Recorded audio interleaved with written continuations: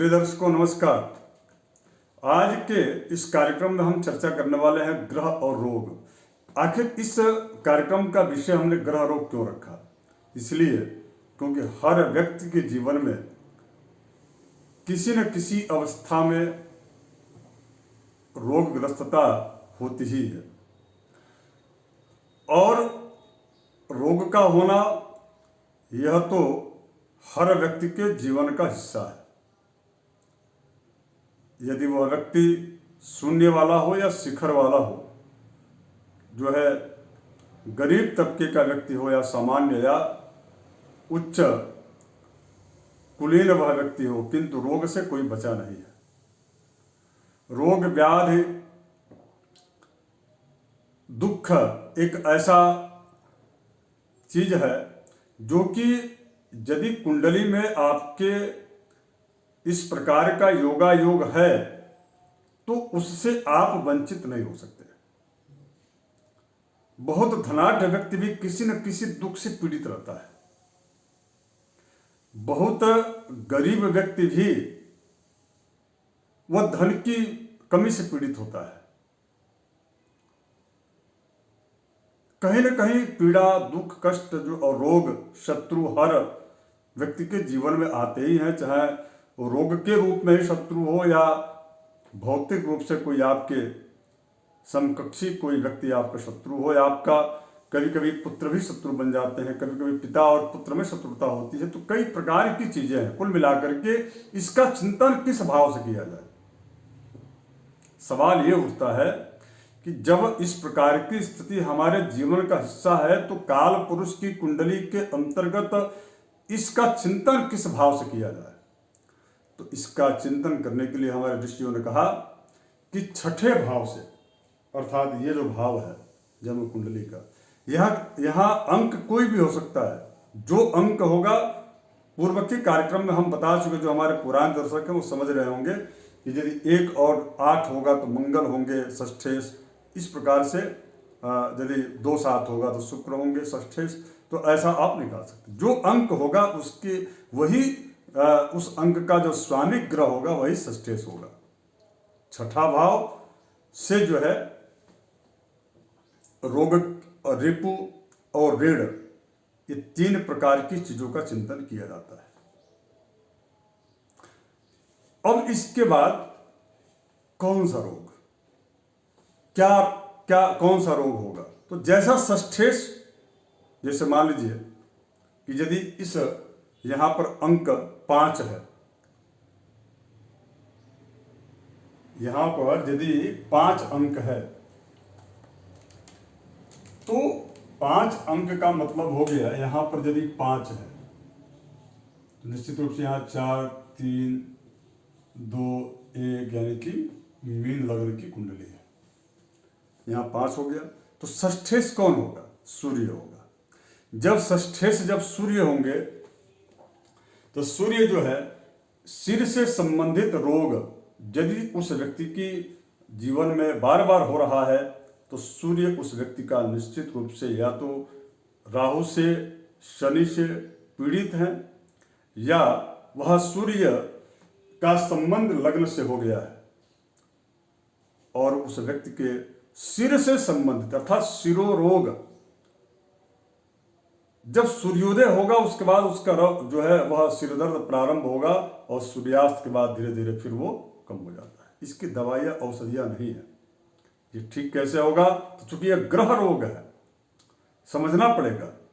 औषधियाँ जरूर आप लीजिए, किंतु ग्रहों का भी यदि योगा योग है तो मैं आपसे यही सलाह दूंगा, औषधियाँ अति आवश्यक है, लेना ही चाहिए, किंतु रोगों के अनुसार या ग्रहों के अनुसार जो रोग हैं उन रोगों का उस ग्रह के आधार पर भी ज्योतिषीय, आध्यात्मिक, धर्मशास्त्रीय चिकित्सा जो हमारे शास्त्रों में कहा गया है वैसा भी करना चाहिए, अर्थात उस ग्रह का उपाय करना चाहिए। बात समझ गए होंगे कि यदि षष्ठेश यहाँ पर सूर्य है तो वह शिरोरोग देंगे। उसके बाद ज्वर, पित्त, हार्ट का प्रॉब्लम भी सूर्य यदि पीड़ित होते हैं तो देते हैं। जिस भी व्यक्ति के षष्ठेश अगर यदि लग्न से संबंध बना रहे हो, यहाँ दशम स्थान से संबंध बना रहे हो, अष्टम स्थान से संबंध बना रहे हो, सप्तम से या तृतीय स्थान से, या अल्प मारक जो स्थान द्वितीय तृतीय और द्वादश है वहां से संबंध बना रहे हैं, तो ऐसी स्थिति में उस व्यक्ति के जीवन में शिरोरोग से संबंधित, उसके साथ साथ में हार्ट से संबंधित समस्याएं वो देते ही देते हैं। यदि इस प्रकार की स्थितियां आपके संज्ञान में आ जाएं कि मेरी कुंडली के आधार पर इस प्रकार का रोग है, तो उसका निदान सही समय पर करें और साथ ही साथ में जितना हो सके आध्यात्मिक आधार पर, धर्मशास्त्रीय आधार पर उस व्यक्ति को उसका जो है निश्चित रूप से उपाय, वैदिक उपाय करना चाहिए। शॉर्टकट में जो उपाय होते हैं बहुत ज़्यादा लाभकारी होते नहीं है, यह कटु मैं सत्य कह रहा हूँ आपसे।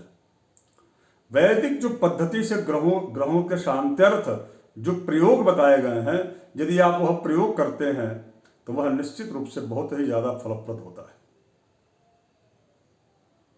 समय लगता है, क्योंकि वैदिक प्रयोग की एक अपनी प्रक्रिया होती है, पूरा एक आपके शब्दों में कहा पैकेज होता है कि यह इस ग्रह की यदि चंद्र हैं, मंगल है, बुध, बृहस्पति, राहु, शनि, शुक्र है, केतु है, तो उनका कैसे कितनी संख्या है, उतनी संख्या जप करके उसका दशांश हवन, तर्पण, मार्जन, तब जा करके उसका दशांश ब्राह्मण भोजन, गौ को जो है गौग्रास आदि देने के पश्चात जो है वह व्यक्ति उस ग्रह के शांति की जो पूरी जो प्रक्रिया वो पूरा कर पाता है। इस विषय पर मैं हालांकि कई बार कुछ कार्यक्रमों को मैं प्रस्तुत किया है, किंतु कभी समय आने पर इसमें कभी विस्तार दूंगा। आज का विषय, अब यदि यहाँ पर 4 अंक है, यहाँ पर अगर यदि 4 है तो चंद्र होंगे आपके षष्ठेश। षष्ठेश को आप देख लीजिए कि षष्ठेश का क्या संबंध है, षष्ठेश कहाँ पर है चंद्र, तो वह क्या देते हैं, कफ विकार देंगे। और इसके पश्चात जो है वह जो है कई खांसी, श्वास रोग और इसके अतिरिक्त जो है हृदय रोग भी चंद्र भी देते हैं। क्योंकि भावनात्मक रूप से कई बार कोई चीज़ जुड़ी रहती है तो वहाँ पर जो है तत्काल कुप्रभाव उसके हृदय पर पड़ता है।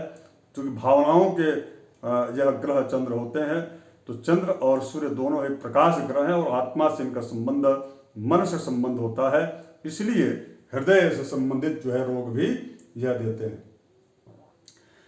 चंद्र जो है और बुध, मैं आगे बताने वाला हूं, चंद्र मानसिक रोग भी देते हैं। प्रायः आजकल एक पैटर्न सा चल गया है कि यदि सफलता नहीं मिलती है तो वह व्यक्ति मानसिक जो है रोग से पीड़ित हो जाता है। उस पर मैं चर्चा कुछ सूत्र आपको जरूर दूंगा इस कार्यक्रम में।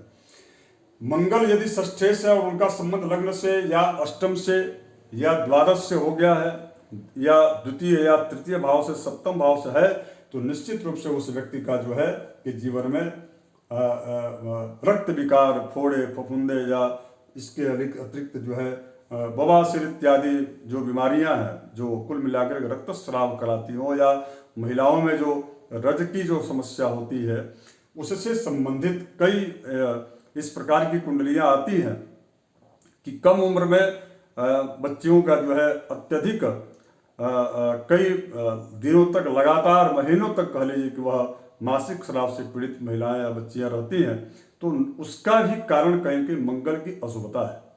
मंगल के या तो पीड़ित या मंगल यदि वह इस भावों से, इन भावों से संबंध स्थापित कर ले तो वह निश्चित रूप से उस बच्ची को इस प्रकार की जो है जो रज से संबंधित जो समस्या है वह देता है, रक्तस्राव। बुध यदि है तो वह चर्म रोग देते हैं, त्वचा से संबंधित समस्याएं देते हैं। और इसके साथ साथ में यदि बुध निर्बल हो गए हैं और उनका द्वितीय भाव से संबंध बिल्कुल भी नहीं है, द्वितीय से कोई संबंध नहीं है, और वह निर्बल होकर के, चूंकि छठा भाव तो उनका है ही, तो चूंकि वह काल पुरुष की कुंडली में देखा जाए तो वह कन्या राशि छठवां उनका मूल त्रिकोण की राशि होती है। किंतु मैं बार बार कहता हूं कि वह बुध जो है बहुत ज्यादा प्रबल नहीं हो पाते। ऐसे में हकला करके बोलना, वाणी की स्पष्टता, अस्पष्टता, अस्पष्ट वाणी, इसके अतिरिक्त प्रस्तुतिकरण अर्थात संप्रेषण, अपनी बात को अगले तक कैसे पहुंचाया, उसका क्या प्रभावी इफेक्ट हो या इफेक्टिव चर्चा कर पाए, इस प्रकार की क्षमता उस व्यक्ति को नहीं प्राप्त होती है। गुरु यदि हो जाए तो पीलिया, हार्ट अटैक की बीमारियां जो आजकल हो रही है वो गुरु की वजह से होती हैं। और गुरु यदि पीड़ित हो जाते हैं, गुरु यदि न्यूट्रल हो जाते हैं, जो आप देखेंगे कई ऐसे लोग होते हैं जो अपनी प्रतिक्रिया नहीं व्यक्त कर पाते हैं, मन के अंदर ही वो रख लेते हैं। कोई बहुत बड़ा उनके ऊपर कोई वैचारिक रूप से, मानसिक रूप से कोई संघात की समस्या का अवसर आया हो और वह अपनी बात को प्रकट नहीं कर पा रहा हो।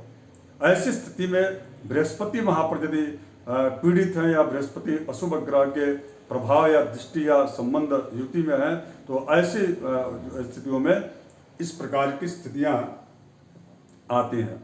सन्निपात और वायु जनित भी स्थितियां, कई बार जो अटैक आ रहे हैं वह गैस की और बीमारियों से संबंधित जो लोग हैं उनको भी कभी कभी इस प्रकार का जो है अटैक देखने को मिल रहा है।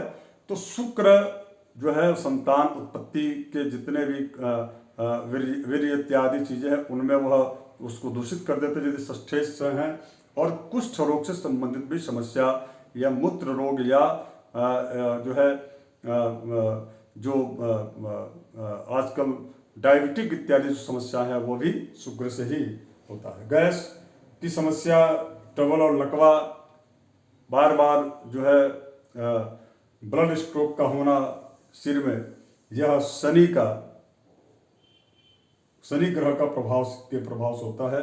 फूड पॉइजनिंग या नशीले पदार्थों के सेवन करने की कुप्रवृत्ति का जो जन्म होता है राहु से होता है, जिससे आपको जो है समझना चाहिए दंत पीड़ा या विषाक्त जो भोजन करके वह व्यक्ति पीड़ित होता है तो वह राहु से होता है।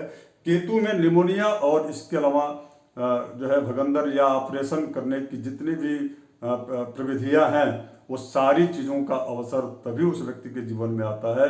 अवसर कह लीजिए या कुयोग कह लीजिए, वो तभी होता है जब केतु अशुभ स्थिति में होता है।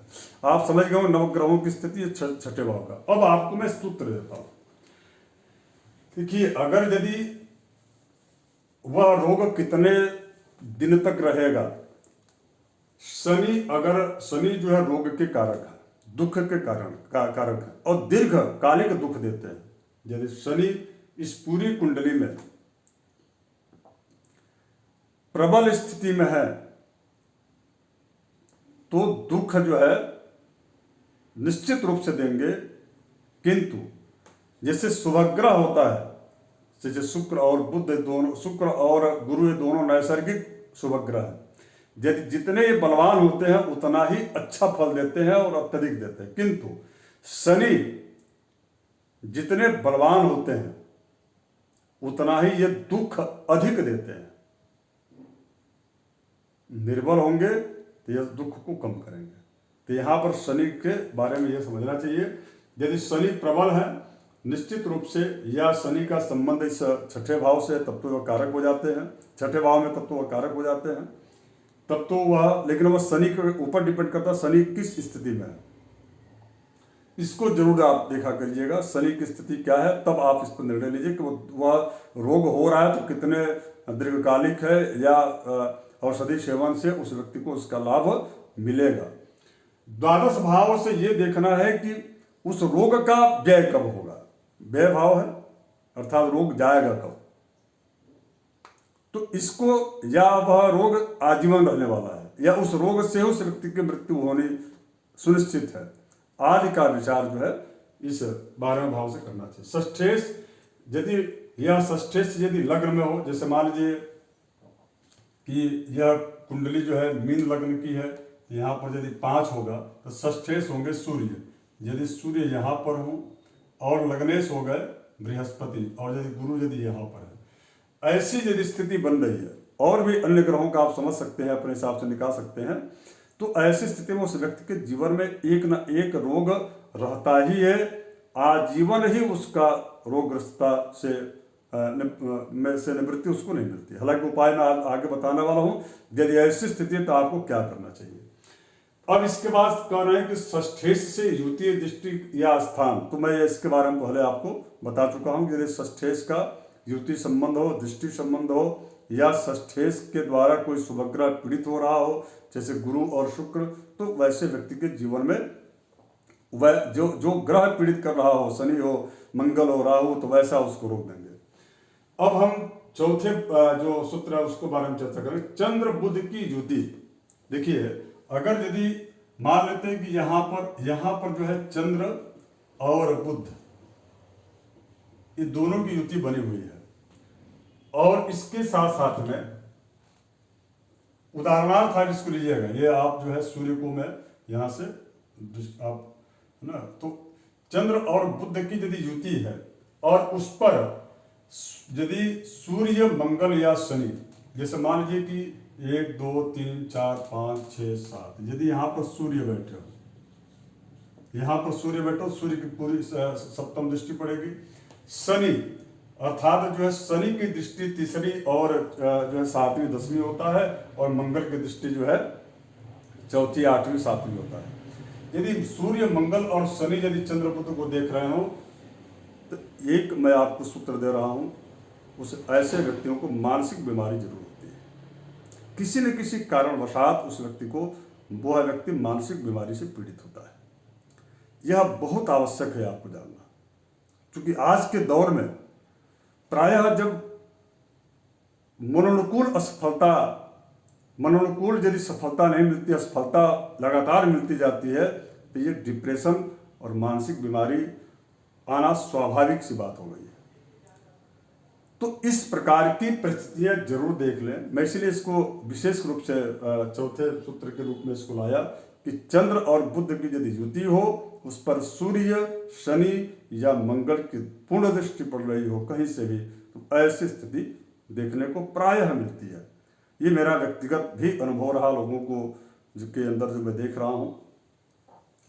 अब इसमें वह व्यक्ति धनाढ्य भी हो सकता है, सामान्य व्यक्ति भी हो सकता है। तो रोग जो है किसको होगा, ये कोई इसके बारे में कुछ कहा नहीं जा सकता। बहुत बड़े बड़े उद्योगपति हैं, उनकी कुंडलियों का जब हम एनालिसिस करते हैं तब ये पाते हैं कि कुछ एक ऐसा दौर होता है, उसके बाद उनको यही चंद्र बुध की युति मनोभ्रंश और मानसिक बीमारी का कारण बना देती है। अंतिम जो होता है, जिसको शास्त्र कहता है या ज्योतिष जिसको कहता है कि अंतिम को सुधारो या सुधारने के लिए यह ज्योतिष शास्त्र विशेष रूप से बनाया गया, यह शास्त्र विशेष रूप से उस पर बल देता है, क्योंकि यह आध्यात्मिकता की ओर मोड़ने का कार्य करता है। जिससे लोग आजकल कहते हैं कि ज्योतिष के माध्यम से यह केवल आपके जीवन को सुखी, समृद्ध और यानी कि धर्म, अर्थ, काम और मोक्ष, ये चारों प्रकार के पुरुषार्थ को देने का कार्य यह ज्योतिष करता है।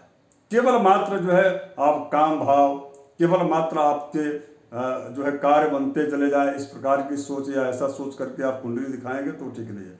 अंतिम मृत्यु हमारी कैसे सुधरे, अंतिम अवस्था मनोभ्रंश की बीमारियां होना, मानसिक बीमारी का होना, यह निश्चित रूप से उस व्यक्ति के जीवन में सबसे बड़ा अकल्याण का यह कारक है।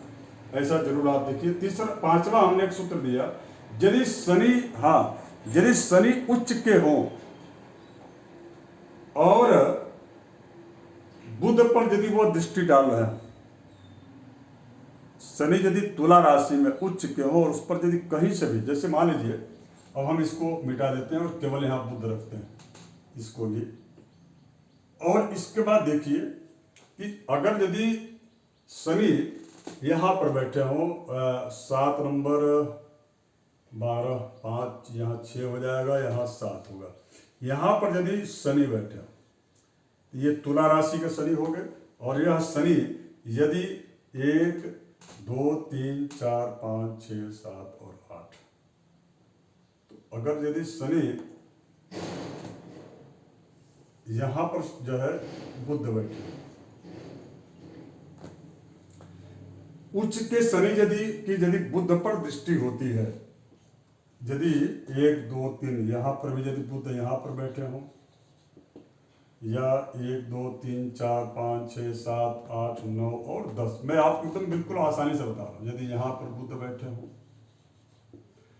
तो शनि की दृष्टि यहां पर भी आ रही है 10वीं दृष्टि से, शनि यहां पर तीसरी दृष्टि से देख रहे हैं और यही शनि जो है 7वीं दृष्टि से इस बुध को भी देख रहा है। तो ऐसी जब भी स्थिति कुंडली में कहीं पर भी बनती है और तुला राशि के यदि शनि है तो उस व्यक्ति को किडनी से संबंधित समस्या होती है। और किडनी से संबंधित समस्या के पीछे जो मूल जो कारण होता है वो डायबिटिक होता है, क्योंकि यह राशि तुला शुक्र की है और शुक्र की राशि पर शनि उच्च के होते हैं। तो ये बहुत आवश्यक है समझना। अब इन 5 सूत्रों को आप बिल्कुल समझ गए होंगे, आशा मैं करता हूं कि बहुत ही आसान तरीके से मैंने बताया। अब उपाय क्या है? देखिए, भावी मेट सकहि त्रिपुरारी, शास्त्रों में किसी भी प्रकार के रोग से या मारक जो भाव है उन मारक भावों में ग्रह जो हैं जिससे मार्केश की स्थिति उनकी विंशोत्तरी दशा और अंतर्दशा में हो रही है, इन सभी परिस्थितियों में भगवान त्रिपुरारी देवाधिदेव महादेव भगवान शिव के महामृत्युंजय मंत्र का अधिक से अधिक जप करना चाहिए। 1.25 लाख मंत्र का आप जाप कराइए, औषधि का भी सेवन कीजिए और आध्यात्मिक रूप से मानसिक रूप से भी आप जो है जो आध्यात्मिक जो मार्ग है उस मार्ग को अपनाइए, ताकि आपको ये रोग हुआ है, ठीक है, रोग तो सबको होता है, किंतु यह रोग व्याधि में न परिवर्तित हो जाए, दीर्घकालिक व्याधि या दुख में न परिवर्तित हो जाए, उसको वहीं तक रोकने के लिए भगवान शिव के शरण में जाना चाहिए। अत्यधिक अद्भुत लाभ मिलता है। महामृत्युंजय मंत्र जो है उस व्यक्ति को मृत्यु के गाल में गए हुए व्यक्ति को भी वह वापस लौटा कर ले आते हैं। जरूर आप कीजिए। आशा करता हूं आपको यह कार्यक्रम बहुत ही रोचक, ज्ञानप्रद और कई अन्य लोगों जो इससे पीड़ित हैं उनको लिए बहुत ही लाभप्रद साबित होगा।